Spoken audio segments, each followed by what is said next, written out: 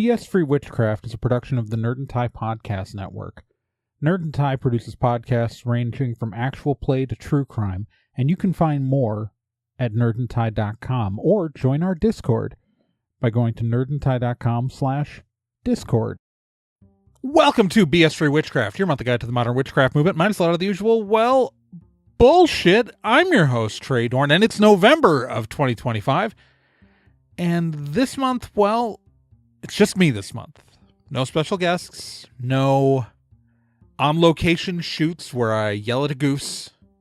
Just me in the studio, like normal, doing a normal episode. We're gonna be totally normal, guys.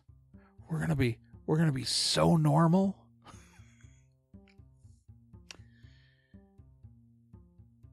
Before we get started, just a little bit of housekeeping. I just do want to remind people that my new novel, Buried Memories, does come out December 15th, 2025. And you can still pre-order it right now on both ebook and paperback. This book's available for pre-order right now. I will have links in the chat. It is the fourth novel in the Mia Graves saga, my urban fantasy series. My queer urban fantasy series that I'm writing, and it's fun. You should buy it if you want a book that is queer urban fantasy. that's the sell. That's it. I won't bother you about this book again for the episode. Let's just get that out of the way. Anyways, what we're actually going to talk about this month is almost kind of inspired by what we did last month, where Thumper and I talked about a lot of the anti-Wiccan backlash, because one of the things that I feel like has been missing in a lot of these conversations is just people kind of take for granted what Wicca is. Like, what Wicca actually is. And like, I've talked about the history of the religion on the show before, right? I mean, we touch on it a bit in the history of the modern witchcraft movement episode that I did a couple years ago. But more importantly, back in episode 3 of the podcast, I went through like a history of like the origins of Wicca. Gardner, meeting Dorothy Clutterbuck and then leaving, to start his own thing, and Doreen Valiente coming in and all of that. And we kind of covered a lot of the early history. But while we talked about the history, we didn't really talk about kind of like a unique situation and structure of like what makes a Wicca Wicca and not other forms of witchcraft. What makes something, what makes it Wicca? Because Wicca is a very diverse religion, and there are a lot of disagreements on what is and isn't core to the faith.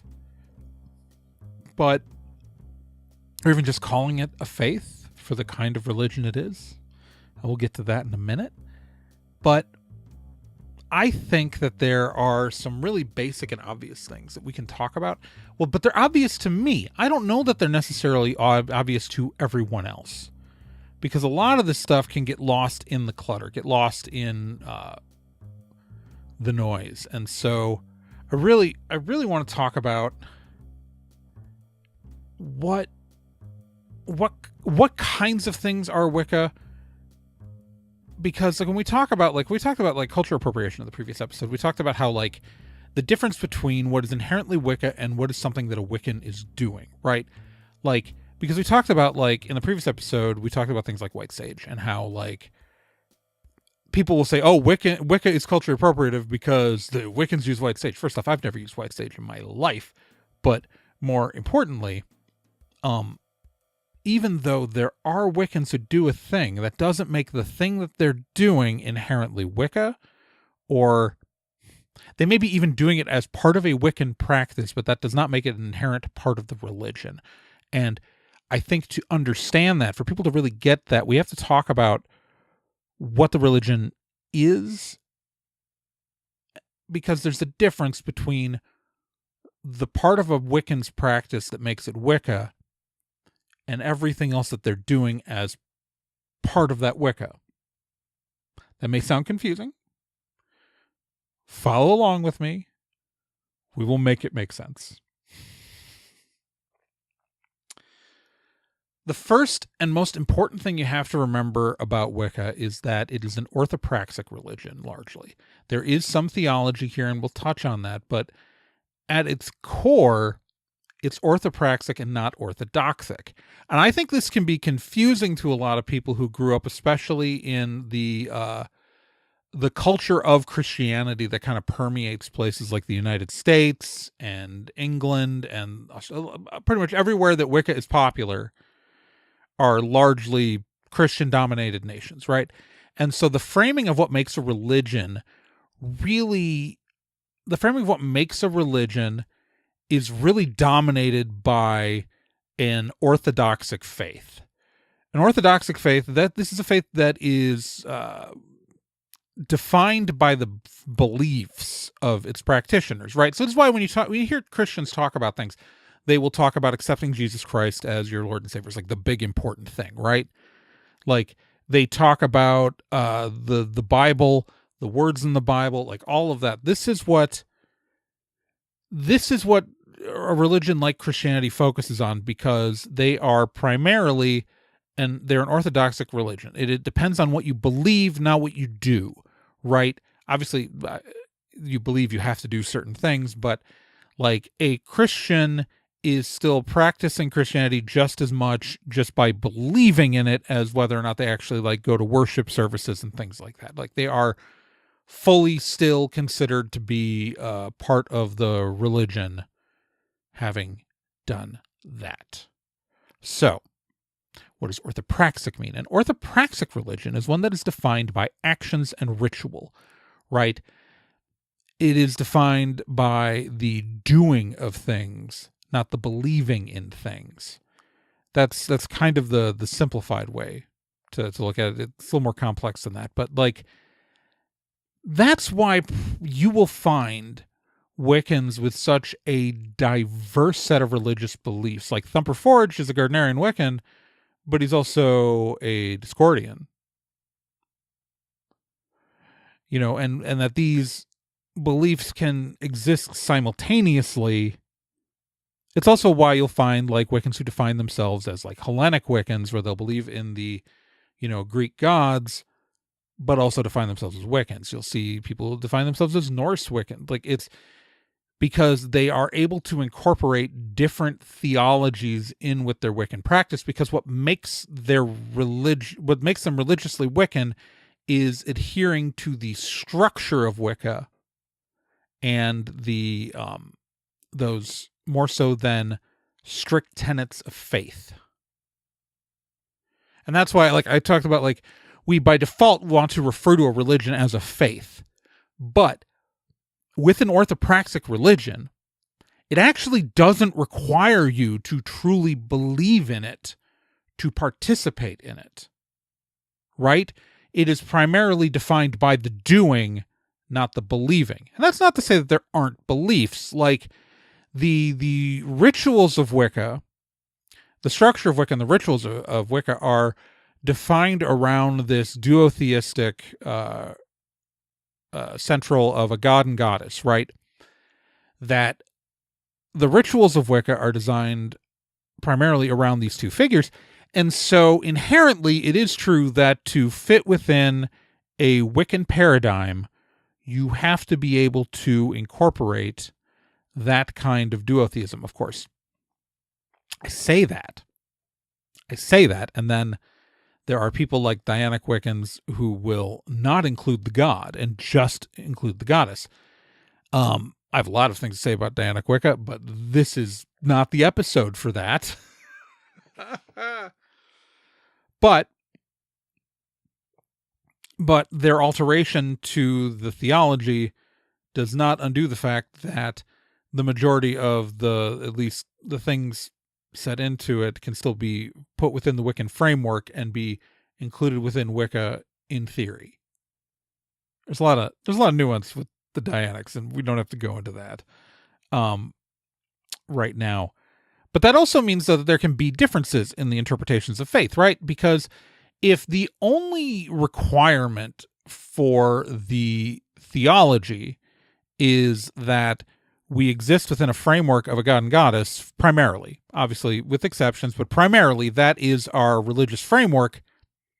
What god and what goddess can be interpreted in many different ways. Are we defining these as many-faced gods and goddesses where there are multiple faces to the same god and goddess, or are we choosing a patron and matron deity to sit on our altar and use those and still view them as from their original source? Or are we viewing them as archetypes for an ineffable higher power that we can't define? Any of these and way more are acceptable because Wicca does not care what your specific beliefs are about the higher power, only the duality which is emphasized in the rituals. And many of us view that duality as a spectrum, as a non-binary Wiccan. So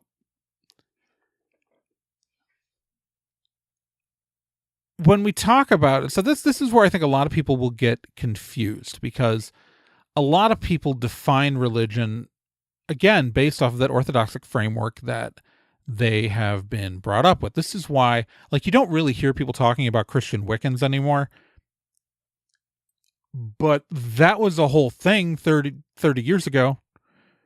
As Wicca became kind of this catch-all for witchcraft. Now, you're far more likely to see a Christian doing Christian witchcraft based off of Christian folk magic, and calling themselves a Christian folk magic practitioner, calling themselves a witch, and not trying to squeeze it into the Wiccan framework. But I will tell you, at some point, there were a bunch who were doing it. It was a whole thing. There can't be that many people still doing that, right? Someone go to the contact form and tell me if you're a Christian Wiccan, not a Christian witch. Met plenty of those, but if you are a quote unquote Christian Wiccan, because you got to tell me about how that works. This is not a criticism. This is just curiosity. Like, I know it existed though as a thing. So just because I haven't seen someone calling themselves that in like 30 years doesn't mean that they went away. It just means that I didn't talk to them. All right, so Wicca itself, the religious practices though, because Wicca is so diverse, those rituals are still largely based off of Gardner's work, right? Like Gardner and Valiente's work, I should say. Way more Valiente.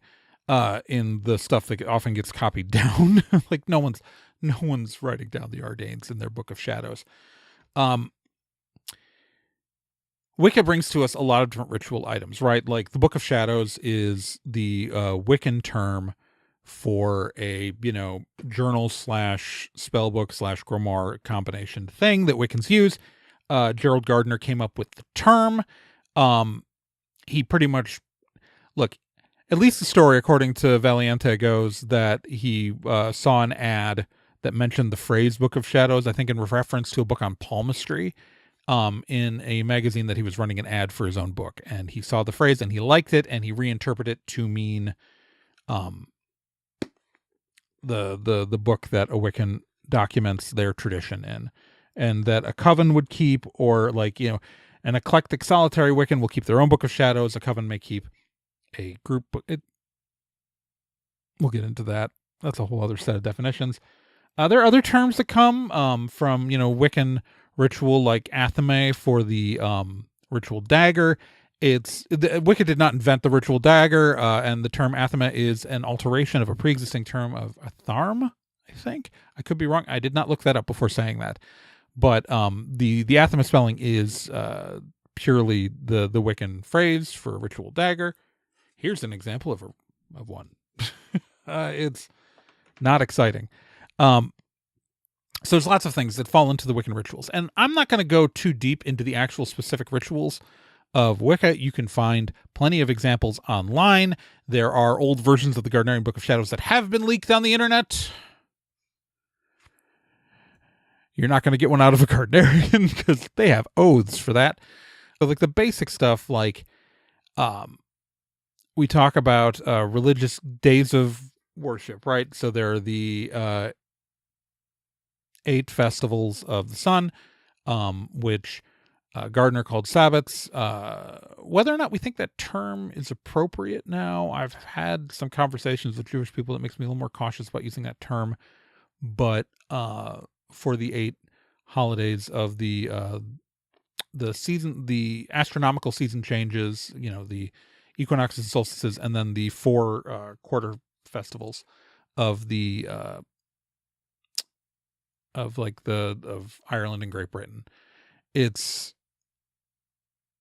Those are the 4 big solar holidays, 8 big solar holidays. God, I'm so tired, guys. This is going to be a wild episode. I don't even know what this is going to look like in the edit.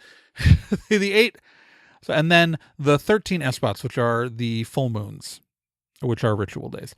And there are specific rituals, the way we cast a circle, the way we use certain items with it, the way an altar is composed, the way, the words that we use in ritual tend to be copied down from one another. Now, these do not all come from Gardner, and frankly, some get popular with pop culture.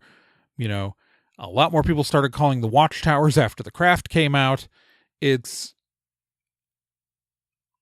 the specifics of the internals of the ritual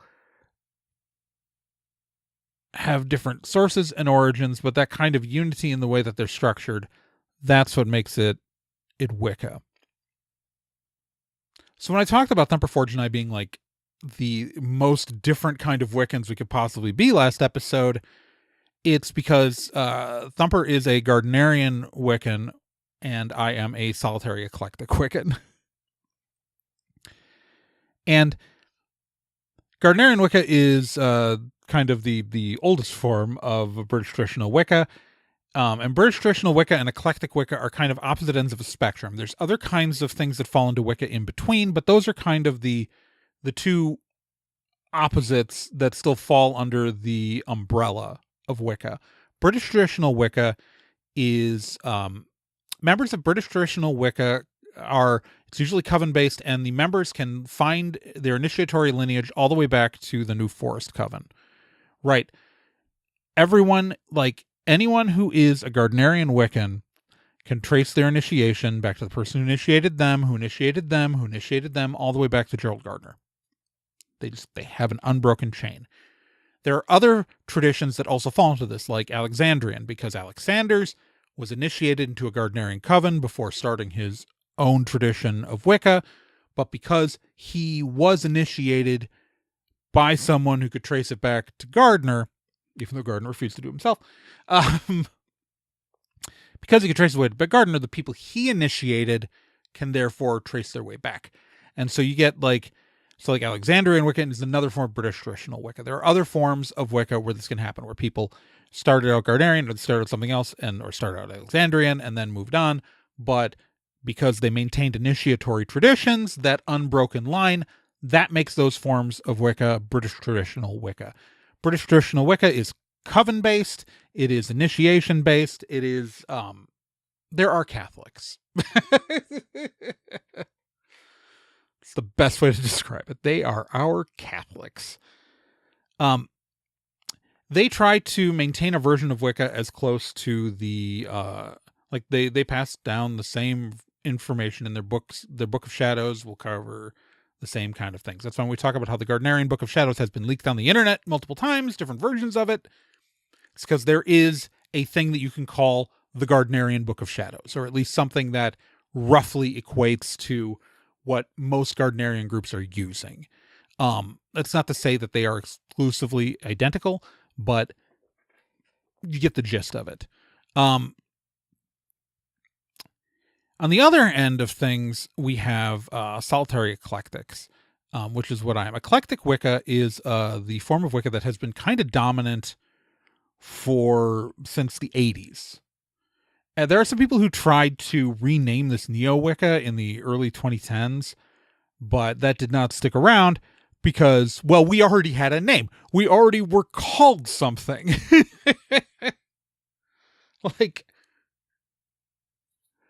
We already called Eclectic Wicca.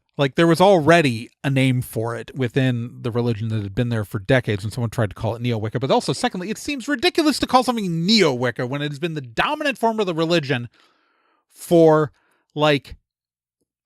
more than half of its existence. It's like, and in the long grand scheme of things, will likely continue to be so based on the way that the religion has grown and persisted. It is highly unlikely that British traditional Wicca will ever be the dominant form again, just for the pure fact that it is, at its core, they are practicing the mystery religion version of Wicca with their direct initiatory lines. Now, eclectic Wicca should not be seen as less legitimate than that. The fact is that Doreen Valiente published a self-initiation ritual in the 1970s, because that's the thing. Eclectic Wiccans are usually self-initiated or self-dedicated. Now, that doesn't mean they didn't do their year and a day of study. They did. It's a Wiccan, to be a Wiccan, is supposed to do their year and a day of study, because the idea is once you have initiated or self-dedicated, you are able to act in ritual, and you have to know the rituals to do the rituals. You have to study the rituals and understand them. So the idea that, and you have to like have a fully formed concept of the ritual and be able to do it yourself, right? To initiate yourself into Wicca. So they still do their year and a day, but they just initiate themselves or dedicate themselves to the god and goddess and to the faith on their own instead of being initiated by someone else. But that's exactly why, though, like you can find people who become eclectic Wiccans and then will later join a British traditional or more coven-based group. And those people, because even though they've done their year and a day of study, they haven't done a year and a day of study under that version of the framework. So they would still have to do that to be initiated in that tradition. So you can find someone who like was a Wiccan for like 10 years, but has only been a Gardnerian Wiccan for 5. Because that's when they were initiated into that tradition of the religion. Now, at its core, the actions, the rituals, because the versions that eclectics use, they may not use the exact same words, they may not use the exact same structures, but they are still framed and based on the structures initially set out by Gardner and Valiente. So they still are structurally Wiccan. Just because they are not working within a coven and just because they have not followed an initiatory line does not mean that the religion, or like as the ritual is formed and the way that it is structured, does not fall under the definition of Wicca. And I think that gets lost on a lot of people. I've seen people who I respect very dearly and get confused on that one. And like, why are these the same religion? And I'm like, y'all, we have met Catholics and evangelicals on other people's turf. Like it's a big umbrella. We can handle multiple things. Now, between British traditional Wicca and eclectic Wicca are other forms of Wicca that don't necessarily fall exactly into either camp, where we get Buckland Sayax Wicca or things like that, where like there are versions of Wicca that were put together and published for other people to be able to do that are still designed to fit more into the coven-based model of like British traditional Wicca, but because they do not require the initiatory line, even though their rituals may be highly borrowed from British traditional Wicca, because if that tradition cannot trace itself back through initiatory line to the New Forest Coven, they are not considered British traditional Wicca. I just don't have a good name. I mean, you have the name for whatever that tradition calls itself, but this kind of sits in between British traditional Wicca and eclectic Wicca, where it is in many ways an eclectic Wicca, because anything that is self-defined still kind of falls into that, but they are still structured more like British traditional Wicca, but they are not British traditional Wicca. We got to remember, Doreen Valiente, again, co-architect of the Wiccan faith, published a self-initiation ritual in 1976 and famously said, "Who initiated the first witch?" So if you want to get originalist on me, Doreen Valiente said it was fine, so don't stress out about it.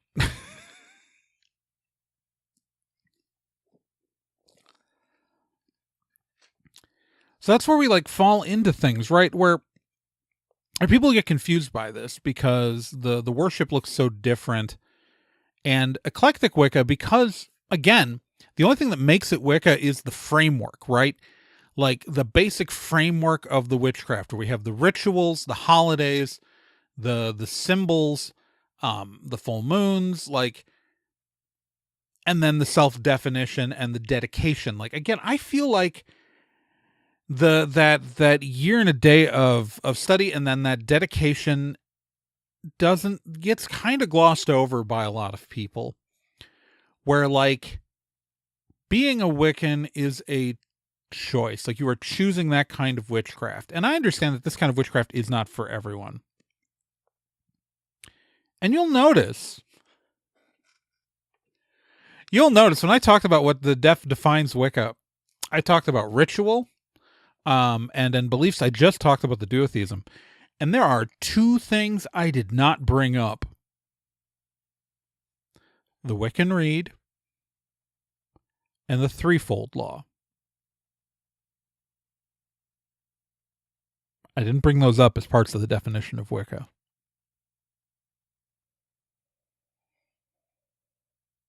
And there's a reason for that. First off, threefold law, there are a lot of Wiccans who incorporate that into their beliefs.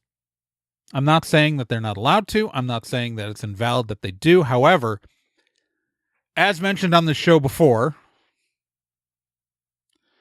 the threefold law is something that was what most of us believe to be a misinterpretation. And it's a misinterpretation of a line out of High Magic's Aid, which is a work of fiction that Gerald Gardner wrote. And the version in the book is that a witch will return to other people what is done unto them. So if you do a kindness to a witch, they will return kindness threefold. If you do harm to a witch, they will return harm threefold. It's not the universe, it's the witch. And also, that's a work of fiction. So within the framework that was introduced, it was not a universal law that applied to magic or the universe. And that framework is never instituted as like an important part of the real world. So if you want to believe it, you're fine.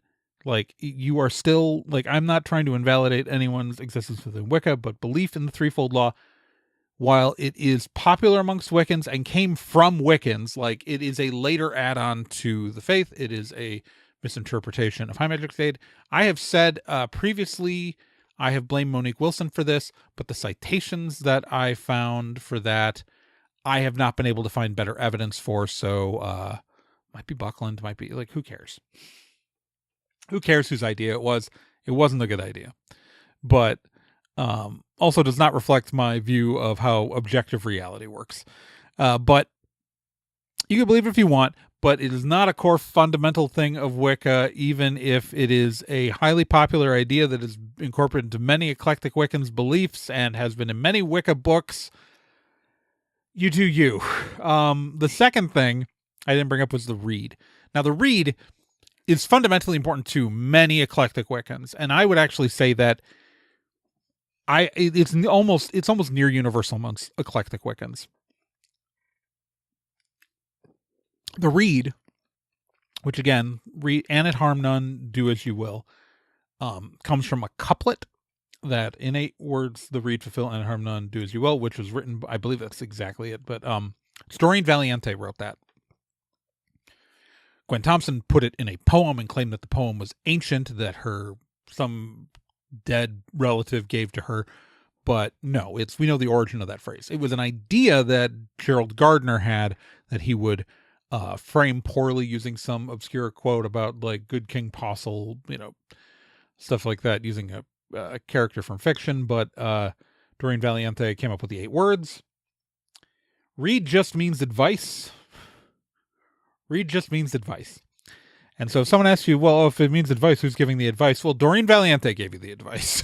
Just don't fuck around. If you're not hurting anyone, it's fine. That was her advice, and it's based off of Gerald Gardner's general philosophy on harm. It is not a universal law or universal truth, and there are many people who don't incorporate that as a core part of their Wicca. I've met British traditional Wiccans who don't really care about the read, and that's fine because it's just advice. Like, it is the moral philosophy of most eclectic Wiccans, but at its core, it's more a set of guidelines than firm rules. So, yeah. So what makes someone a Wiccan? The ritual structure. And the ritual structure, a dedication or initiation after a year and a day of study. And purposely being a part of the Wiccan framework. That's it. That's what makes Wicca Wicca. And I'm not going to make the DJing joke that everybody makes when they say the word twice in a row. And I think that gets lost along the way, right? Like, it's so when we talk about, like, again, the cultural appropriation discussion, it's the framework was what makes it Wicca. But when that makes it very easy for people to incorporate other practices and beliefs and faiths. And so that's when we talk about, like, Wiccans culturally appropriating or things like that, like, or members of Wicca. First off, it's not exclusively a Wiccan problem. It is a white people problem. White people practicing New Age witchcraft bullshit problem, right?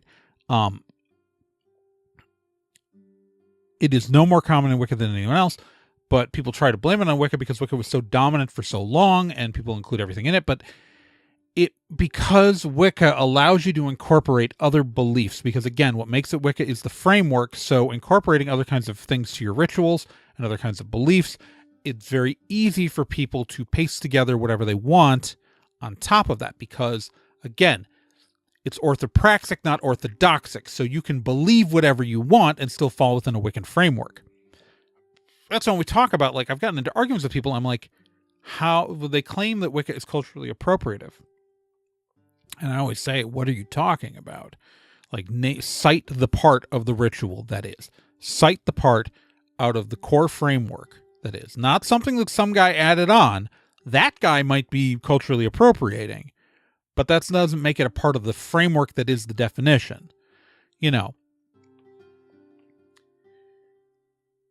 just because a guy has a green car doesn't make the color green part of the definition of a car.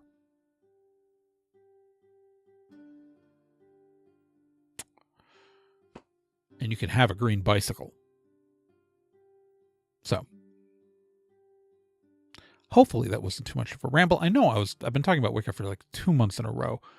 And I know that a lot of you are not Wiccans, but I feel like this is a point of view that at least I take for granted about what people know and don't know about this. And maybe this is a way more rambly than it should have been. Maybe I should have structured this more firmly. Maybe I should have written a script. Who knows? I could have done a lot of other things. But the fact is, these are the things that we got. And the version that we got was, of course, brought to you by our lovely patrons on Patreon.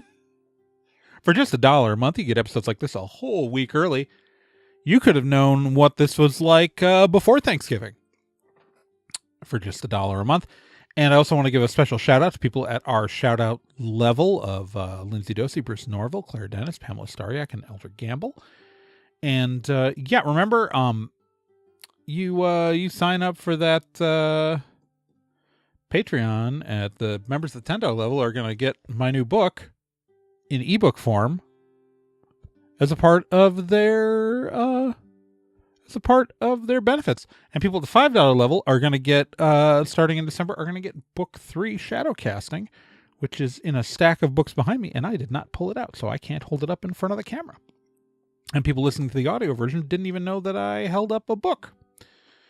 So that's fun. Supporting the show helps keep us on the air. It keeps me in Diet Coke and peppermint candy cane icebreakers. I don't know. That's how I'm kind of getting through the winter season this year. And yeah, if you can't afford to contribute to the show, I understand. Please just follow me on social media and tell your friends about it. Follow me at traegorn.bsky.social on Blue Sky, at traegorn.tumblr.com on Tumblr. You can follow this show on Facebook at facebook.com/bsfreewitchcraft. Do not go find my personal page. That's where I talk to my mom. I have to keep telling people that because people keep trying to friend me. No. But if you do want to talk to me directly and do want to have conversations with me, you can join the Nerd and Tie Discord at nerdandtie.com/discord, or join our forums at nerdandtie.social. The forums are a little quiet, but I'm checking them regularly. So if you post something there, I will see it. If you ask me a question there, I will read it and probably answer you. You can talk to me directly in those places and have a conversation. And those are based on the Nerd and Tie Network, which we are a lovely part of. The Nerd and Tie Network is an independent coalition of creators and podcasters and writers and just people making cool stuff. Excitingly, this month, a new show has joined the Nerd and Tie Network, and that is Ask a Medievalist, where every episode, Jesse and Em answer your questions about everything you always wanted to know about the Middle Ages, but were too afraid to ask. The show's really educational. It's really enjoyable. I think it's great. I'm really excited that they are joining us on the network, and you can find more information about them at nerdandtie.com/medievalist. nerdandtie.com/medievalist. It's a great show. You should listen to it, and we're really excited to have them on the network with us. Em has been a listener to the show for a while, of this show, and I answered one of their questions back in July on the last Q&A episode. So you should check it out. It is fun history stuff with interesting information. I don't know how to describe it better than that. You should listen to the show. And with that, Magicians, I'm going to wrap things up for yet another month on this podcast. And look, times are tough. The sun sets pretty early, and, seasonal affective disorder is no joke, as it's hitting me like it does every year. But remember, there's always hope. I'm out here with you doing what I can. And remember, Magicians, dirt in our fingernails, brick in our hands. And I will talk to you next month.